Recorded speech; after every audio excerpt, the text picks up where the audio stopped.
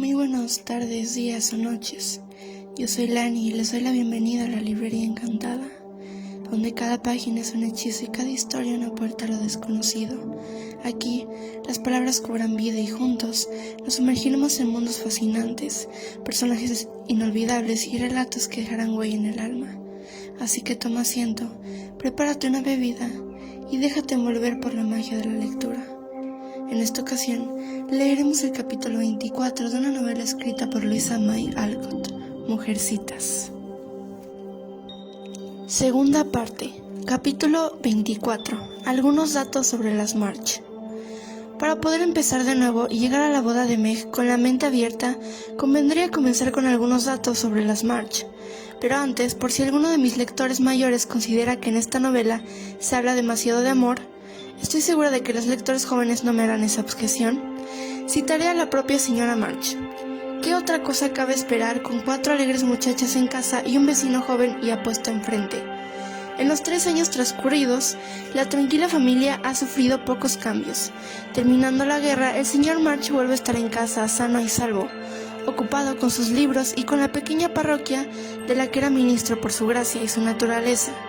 Es un hombre tranquilo y estudioso, rico en esta clase de saber que merece la pena obtener, dotado de una caridad que le hace considerar a los demás sus hermanos, y de una piedad que forma el carácter para que sea gusto y arnioso.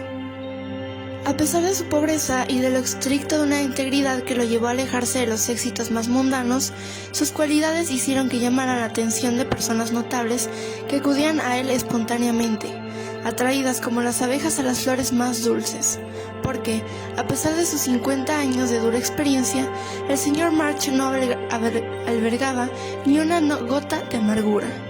Muchos jóvenes formales encontraban a nuestro sabio de cabello gris tan formal y joven de espíritu como ellos.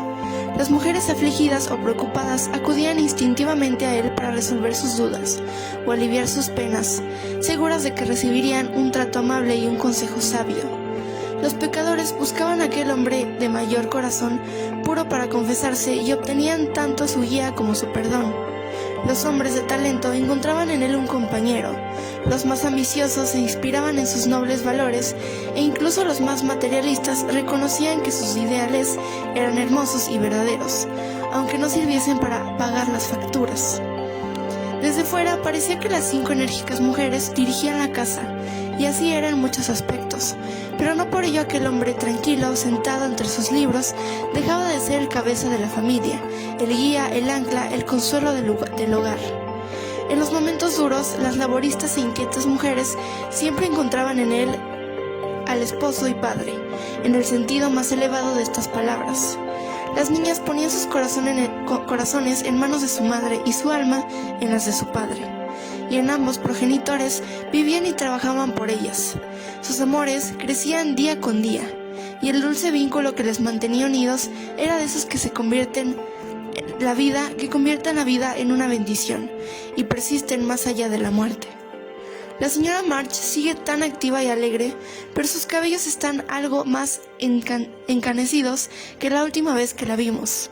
Ahora está tan dedicada a los preparativos de la boda de Meg que muchos hospitales y casas todavía llenos de soldados heridos y viudas echan de menos sus piadosas visitas. John Brooke cumplió valientemente con sus obligaciones en el ejército durante 1 año. Resultó herido, le enviaron a casa y le prohibieron regresar al frente. No le condecoraron, aunque merecía tal honor porque arriesgó sin dudarlo cuanto tenía. La vida y el amor son bienes muy preciados, sobre todo cuando están en plena eclosión. El joven aceptó de buen grado su baja y se dedicó en cuerpo y alma a recuperarse, intentar prosperar y obtener un hogar que poder ofrecerle a Meg. Su sentido del deber y su feroz independencia le hicieron rechazar la generosa ayuda que el señor Lawrence estaba dispuesto a brindarle, y aceptó un puesto en una teneduría de libros porque preferiría empezar honestamente con un sueldo humilde que arriesgar un dinero prestado. Meg, que había dedicado el tiempo de espera a trabajar, se había vuelto más femenina y más ducha en las artes del ama de casa, y estaba más guapa que nunca porque el amor es el mejor tratamiento para la belleza. tenía las ambiciones y esperanzas propias de la juventud, y por eso la había descorazonado un poco la humildad con la que había de iniciar su nueva vida en pareja. Ned Moffat acababa de contraer matrimonio con Sally Gardiner, y Meg no podía evitar comparar su elegante casa, su carruaje, sus muchos regalos y su espléndido vestido con los suyos, y deseaba secretamente poder tener algo igual. Pero la envidia y el desencanto desaparecían enseguida cuando pensaba en el paciente amor y la entrega con la que John había logrado adquirir la pequeña vivienda que ya estaba lista para ella. Y cuando se sentaban juntos al atardecer y conversaban sobre sus planes, su futuro le parecía tan hermoso y lleno de luz que el esplendor de la vida de Sally quedaba atrás y se sentía la muchacha más rica y feliz de la cristianidad. Jo no volvió a cuidar de la tía March, porque la anciana se encaprichó tanto con Amy que la convenció de que le hiciese compañía, sobornándola con clases de dibujo con los mejores profesores. Algo por lo que Amy hubiese aceptado servir a la señora más exigente. Así, la joven dedicaba las mañanas al deber y las tardes al placer, y mejoraba a un buen ritmo. Jo se dedicó en cuerpo y alma a la literatura y a cuidar de Beth, que al cabo de tanto tiempo aún no se había recuperado de todo de aquella fiebre. No era exactamente una enferma, pero ya no tenía el aspecto sonrosado y saludable de antaño.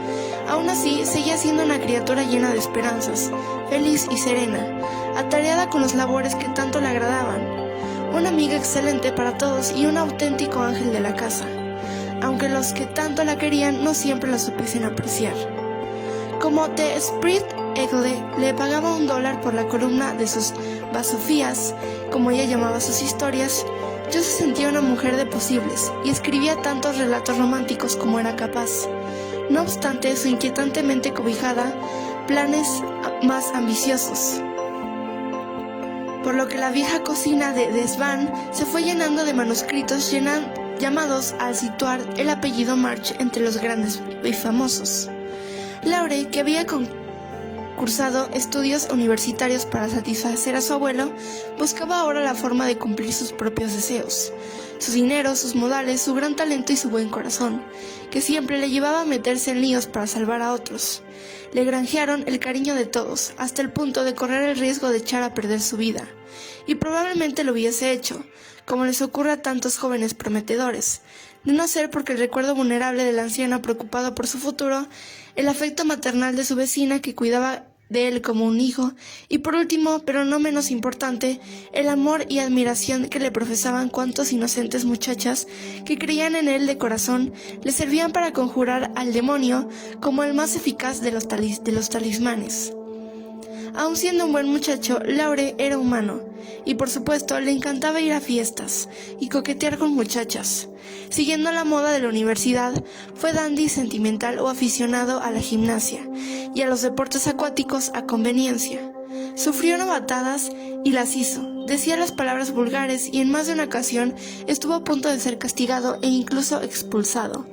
Pero como el origen de sus travesuras siempre eran su buen humor o amor por la diversión, le salvaban una oportuna confesión y un sincero arrepentimiento, o su gran dominio del arte o la persuasión, el cual era tan auténtico experto. De hecho, estaba bastante orgulloso de sus escareos y disfrutaba relatando a las 4 hermanas sus triunfos sobre tutores coléricos, profesores muy serios y derrotados enemigos. Las muchachas veían como héroes a los hombres de su clase y no se cansaban de oír las proezas de aquellos seres excepcionales, cuyas sonrisas tenían ocasión de ver cuando Laure invitaba a alguno de ellos a casa. Amy disfrutaba más que nadie aquel gran honor y pronto se convertiría en la reina del grupo. Su señoría aprendió enseguida a reconocer y sacar partido a la fascinación que despertaba. Meg estaba demasiado ocupada con su vida privada y en particular con su John para fijarse en ninguna otra de las creaciones del señor, y Beth era demasiado tímida para hacer algo que no fuese mirarlo de lejos y maravillarse de que Amy se atreviese a tratarlos como lo hacía yo. Por su parte, se sentía como pez en el agua y tenía que hacer un esfuerzo por no imitar sus gestos, frases y hazañas, que le parecían más propios de su persona que el decoro más que esperanza de una dama. Los muchachos apreciaban muchísimo a Jo, pero nunca se enamoraban de ella. Sin embargo, pocos se iban sin lanzar un suspiro enamorado por la hermosa Amy. Y puesto que hablamos de sus sentimientos, no puedo dejar de citar el de Becote.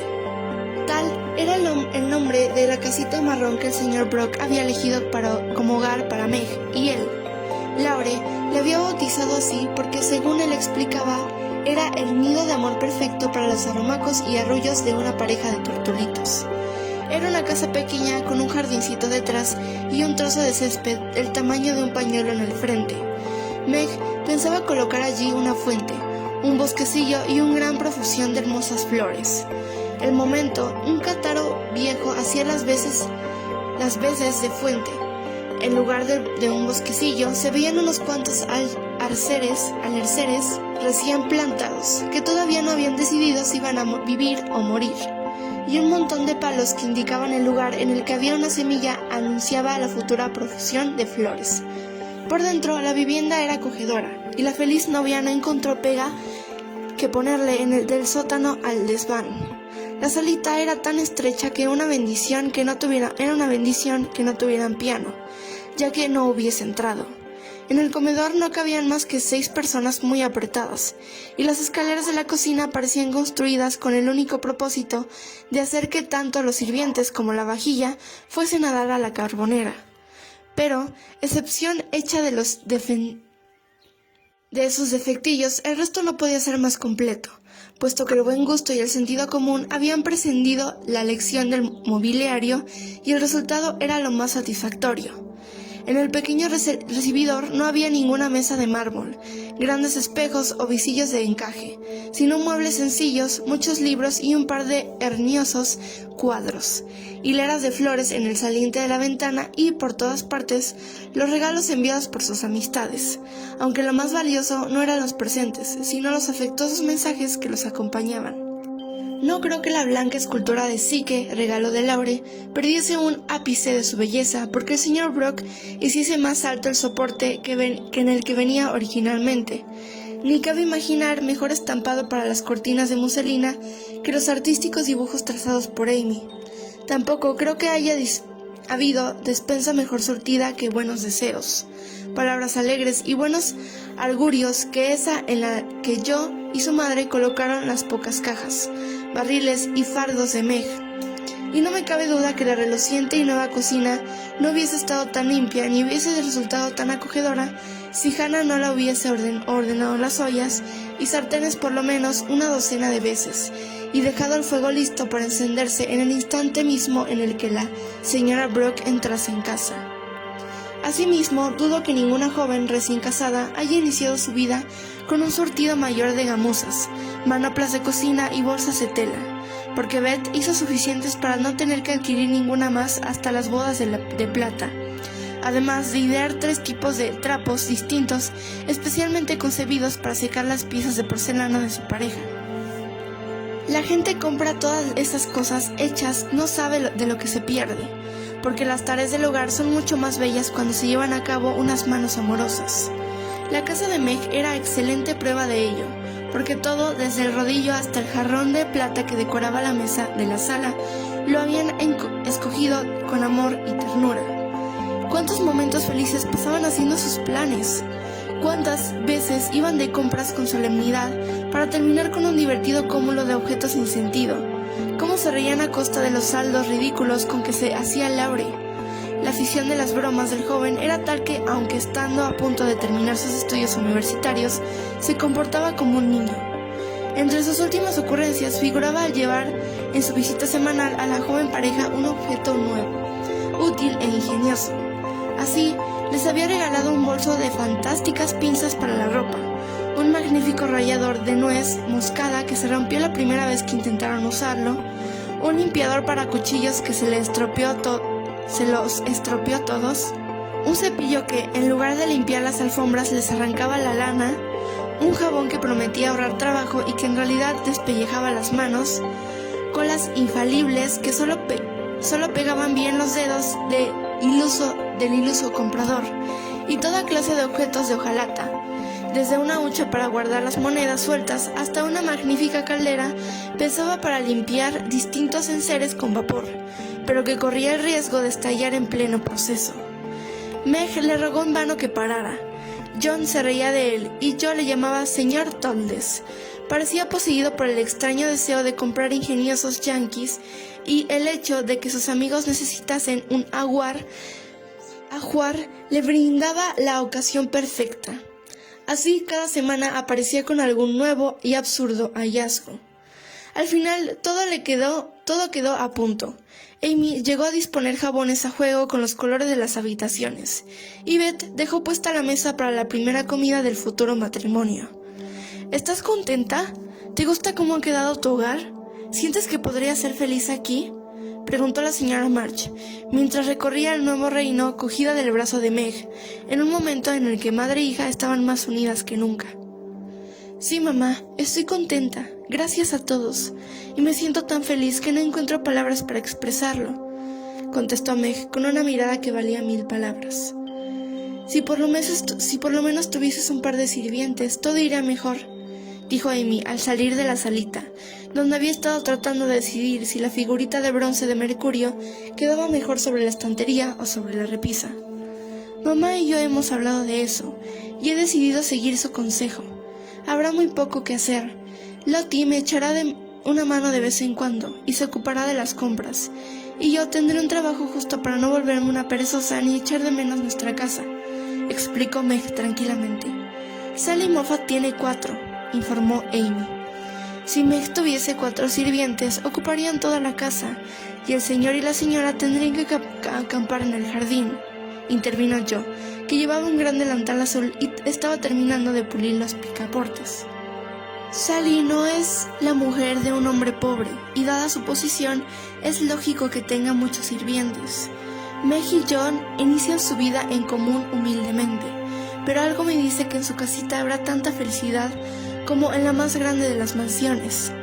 Me parece un grave error que las mujeres jóvenes como Meg no tengan nada mejor que hacer que probarse vestidos, dar órdenes y contar chismes. Cuando estaba recién casada, esperaba con ilusión que mi ropa nueva se gastase o se descosiese, porque disfrutaba surciéndola. Lo cierto es que estaba harta de dedicarme solo al bordado y de que mi mayor preocupación fuera que mi pañuelo de bolsillo estuviese impecable. ¿Por qué no te metías en la cocina a hacer experimentos? Sally lo hace para entretenerse, pero dice que todo le sale fatal y que las sirvientas se ríen de ella, comentó Meg. Lo hice al cabo de un tiempo, pero no por experimentar, sino por aprender de Hannah, y así evitar que mis criadas se burlasen de mí. En aquel momento no era más que un juego, pero con el tiempo, cuando quise cocinar para mis pequeñas, agradecí mucho saber hacerlo y poder ocuparme de todo cuando ya no era posible pagar a alguien que me ayudase. Querida Meg, tú empiezas en este punto, pero las lecciones que aprendas ahora te serán de gran utilidad en un futuro, cuando John sea un hombre rico, ya que la señora de una casa debe saber hacer el trabajo que pide a sus sirvientas, así como es cuando se consigue un servicio satisfactorio y honrado. Sí, mamá, estoy segura de ello, repuso Meg, que había escuchado con respeto las palabras de su madre. Las tareas domésticas son un asunto tan complejo que la mejor de las mujeres podría hablar durante horas del tema. Esta habitación es mi preferida, añadió Meg, cuando minutos después subieron al dormitorio y se detuvo a contemplar su buen surtido armario de ropa blanca. Beth estaba allí, formando blancas y suaves pilas en los estantes, exultante ante magnífica colección. Meg empezó a hablar y las tres rieron porque aquel armario era casi un chiste. Después de afirmar que si Meg se casaba con ese señor Brooke no vería un centavo de su dinero, la tía March se encontró con un buen dilema, porque, una vez que se calmaron los ánimos, se arrepintió de haber pronunciado semejante amenaza. Decidida a no contradecirse, se le ocurrió un plan. Pidió a la señora Carol, madre de Florence, que encargara una generosa colección de ropa blanca, la mandase a bordar con las iniciales de la pareja y le enviase como si fuera un regalo de su parte.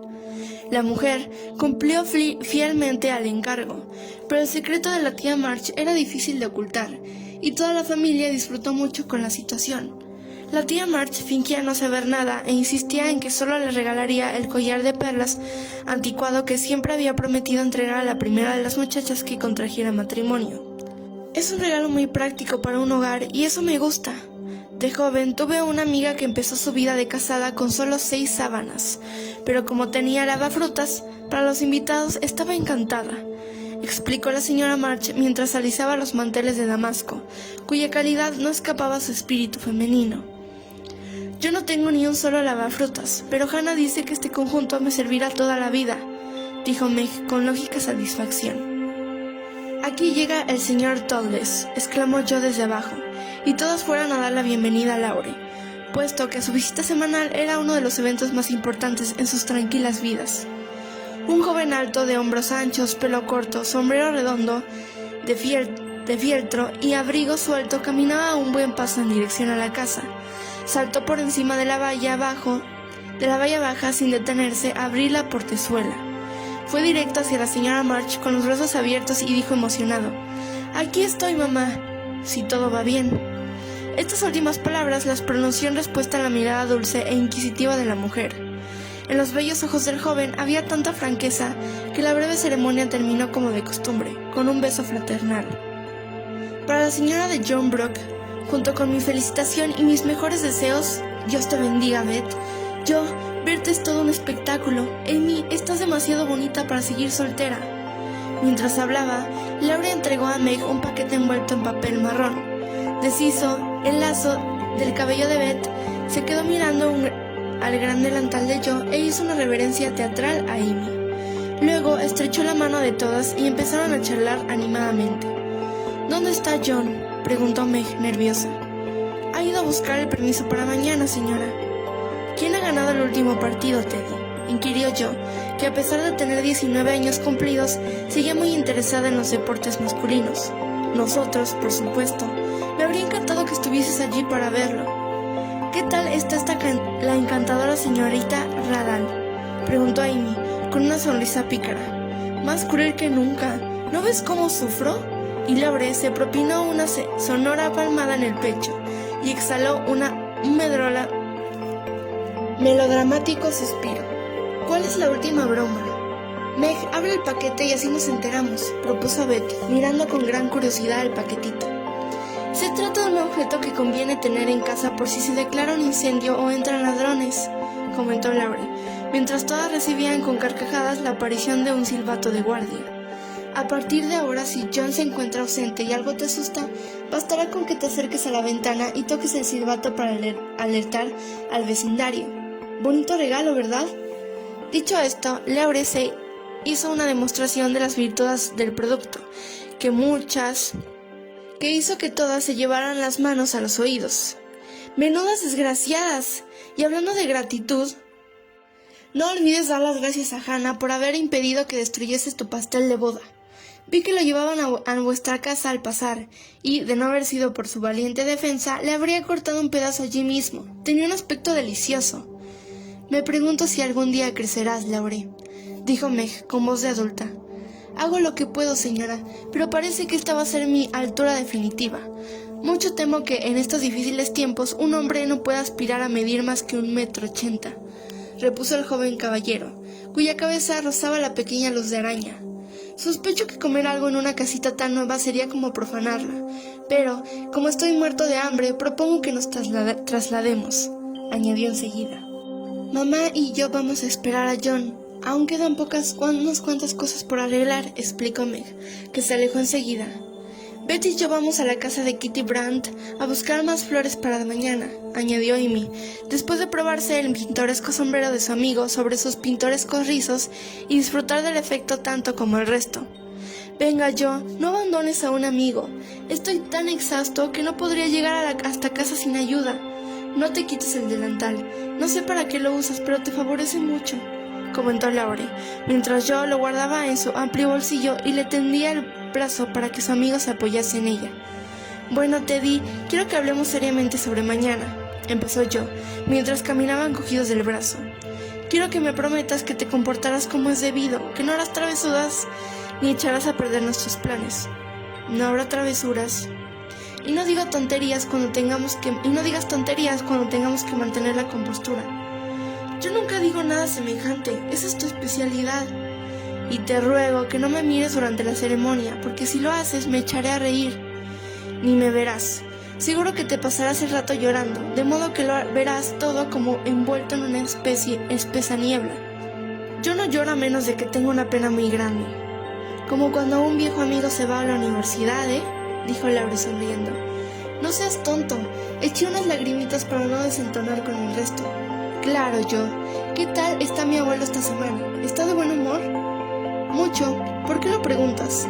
¿Te has metido en algún lío y quieres saber cómo se lo va a tomar? Preguntó yo, sin delicadeza alguna. Yo, no creerás que habría mirado a tu madre a los ojos y le habría dicho que todo iba bien de no ser así, ¿verdad? Laure se detuvo y adoptó un aire ofendido. No, por supuesto. Entonces no seas tan suspicaz. Solo quiero pedirle un poco de dinero, explicó Laure, que echó a andar de nuevo con el ánimo más sereno, gracias al tono cálido de yo. Gastas mucho, te vi. Por Dios, no lo gasto. El dinero se va solo, sin que haga nada. Desaparece sin que yo sepa cómo. Eres tan generoso y tienes un corazón tan bondadoso que no paras de prestar a los demás. Eres incapaz de decir no a nadie. Nos hemos enterado de lo de Henshaw y de todo lo que has hecho por él. Si gastas el dinero en cosas así, nadie te recriminará nada, apuntó yo afectuosamente. Oh, Henshaw hizo una montaña de un grano de arena. No podía dejar que el pobre hombre se matara a trabajar cuando estaba en mi mano ayudarle, y vale más que 20 caballos vagos. Tú hubieras hecho lo mismo. Por supuesto, pero no sé de qué te va a servir tener 17 chalecos, un sinfín de pajaritas y ponerte un sombrero nuevo en cada visita a casa. Pensé que habría superado la fase de dandy, pero cada 2 por 3 aflora en otro punto. Ahora lo que está de moda es tener un aspecto horrible, horrendo, cortarse el pelo de manera que parezca que llevas un cepillo en la cabeza, usar chaquetas sin pinzas, guantes naranjas y botas con la punta cuadrada.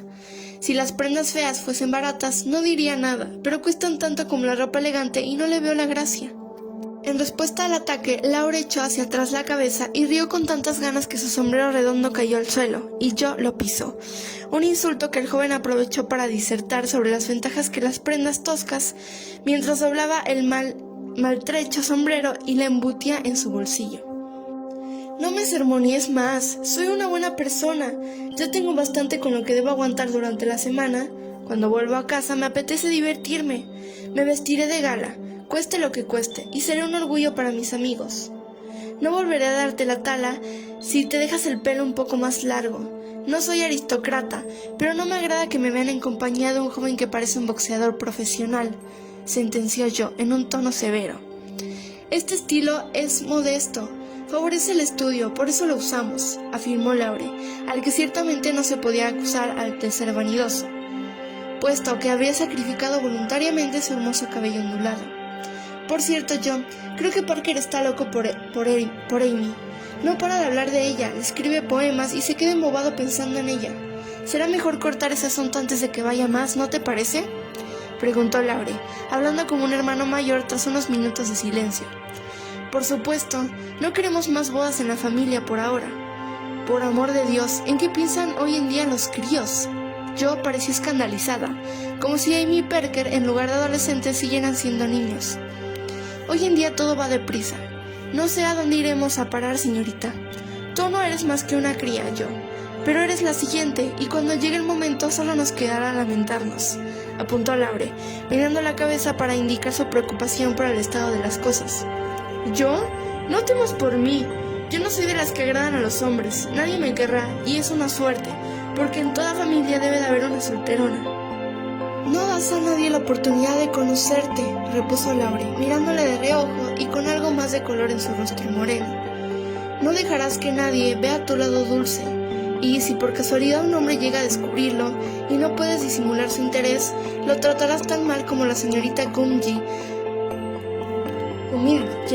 a su pretendiente. Le tirarás un jarro de agua fría y serás tan arisca que a todos se les quitarán las ganas de acercarse o mirarte siquiera. me gustan esas cosas, estoy demasiado ocupada para pensar en tonterías y me parece horrible que las familias se separen por este motivo. Venga, no sigas hablando de esto. La boda de Meg nos ha trastornado a todos y solo hablamos de parejas enamoradas y estupideces parecidas. No quiero ponerme de mal humor, de modo que cambiemos de tema. Y en efecto, yo parecía dispuesta a lanzar un jarro de agua fría a quien le devolviese a provocar. Fueran cuales fuesen sus auténticos sentimientos, Laura se limitó a dejar escapar un largo silbido, y cuando se despidieron en la puerta, repitió su temible profecía. Recuerda mis palabras, Jo. Tú serás la siguiente.